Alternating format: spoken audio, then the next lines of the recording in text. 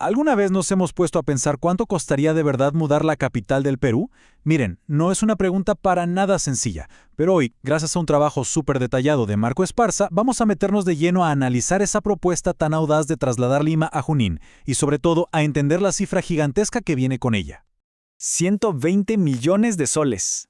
A ver, es un número que hasta cuesta decirlo en voz alta, ¿verdad? Y ni hablar de imaginar qué significa.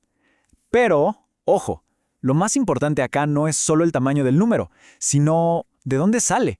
¿Cómo se llega a esa cifra?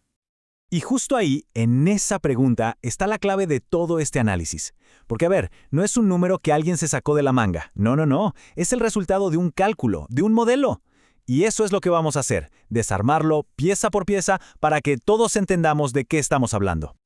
Ok, entonces esta va a ser nuestra hoja de ruta. Primero vamos a ver la fórmula que está detrás de todo. Después nos metemos con los costos, ¿ok? Divididos en 4 partes gigantes. Los ladrillos, o sea, gobierno y vivienda. Luego asfalto y acero para el transporte. Después todo lo que no se ve, como tuberías y cables. Y al final, claro, el conteo final para sumar todo. ¿Listos? Vamos a darle. A ver, para empezar, hay que tener algo clarísimo. Para calcular algo pero tan complejo como una ciudad nueva, una capital, pues no se puede adivinar, no funciona así. Lo que se necesita es un modelo, como un esqueleto lógico que sostenga todo, para que la estimación sea creíble, que se pueda defender. Y ese es justo el primer paso que vamos a revisar. Y este método tiene un nombre, se llama modelo paramétrico. Suena un poco técnico, ¿no? Pero la idea, en el fondo, es súper simple. De hecho, la usamos sin darnos cuenta.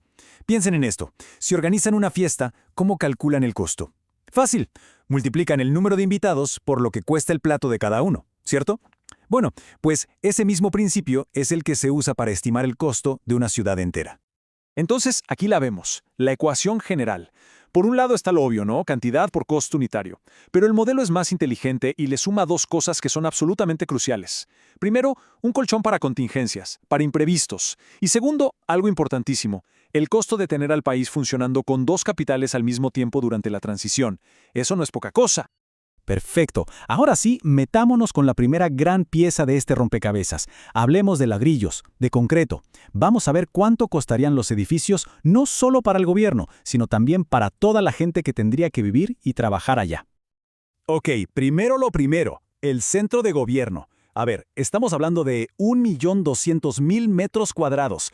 Para ministerios, el Congreso, el Poder Judicial, archivos, todo. Y ojo, no es construir por construir, ¿eh? Tienen que ser edificios de altísimo estándar, súper seguros y, por supuesto, antisísmicos. Todo eso, según el modelo, nos da una cifra de unos 18.000 millones de soles. Claro, pero el gobierno no se mueve solo. Eso es clave. Con los funcionarios se mueven miles y miles de personas. El modelo calcula que se necesitarían unas 200.000 viviendas. Y no solo para la gente del gobierno, sino para médicos, profesores, comerciantes, toda la red de servicios que hace que una ciudad funcione. Si a eso le sumamos los colegios, los hospitales y todo lo demás, bueno, la parte puramente urbana se nos va a 32.000 millones de soles. Y ahora llegamos al componente que, como dice el mismo autor del análisis, es el que revienta la cifra, el que dispara el costo. Estamos hablando del transporte. La conectividad es, por lejos, lo más caro de todo este proyecto. Y mire no más por qué. Casi 48.000 millones de soles. Es una locura. Estamos hablando de casi el 40% del costo total solo en conectar esta nueva ciudad. La mayor parte de ese dineral sería en un tren de alta capacidad y en toda una nueva red de carreteras.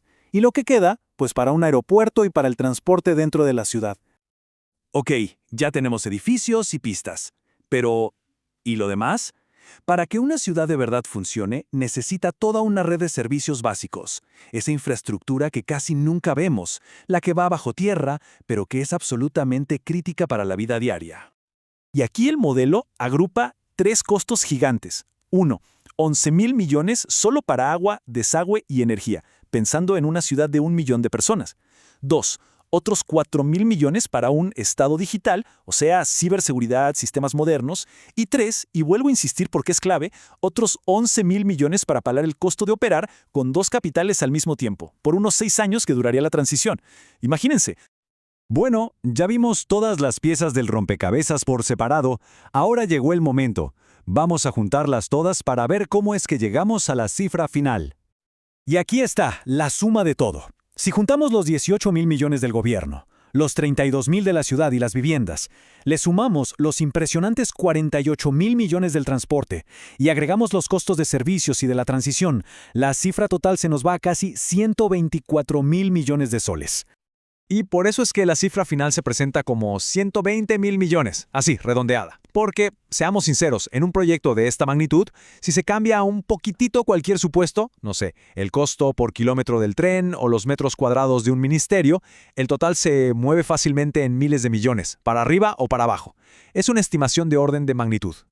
Para mí, este gráfico es quizás el más importante de todos. Es súper revelador. ¿Por qué? Porque nos muestra que el foco del debate no debería estar en cuánto cuestan los edificios del gobierno, ¿saben? La gigantesca inversión, más de 2/3 del total, está en el transporte y en crear una ciudad funcional desde cero. Esa es la verdadera dimensión del proyecto. Y para cerrar, creo que esta frase del análisis original lo resume todo a la perfección. El costo no es una cifra antojadiza, no es un capricho, sale de un modelo paramétrico, donde el transporte y la urbanización explican más del 60% del total. Es el resultado de un modelo lógico y bueno, un gran agradecimiento a Marco Esparza por este trabajo tan detallado.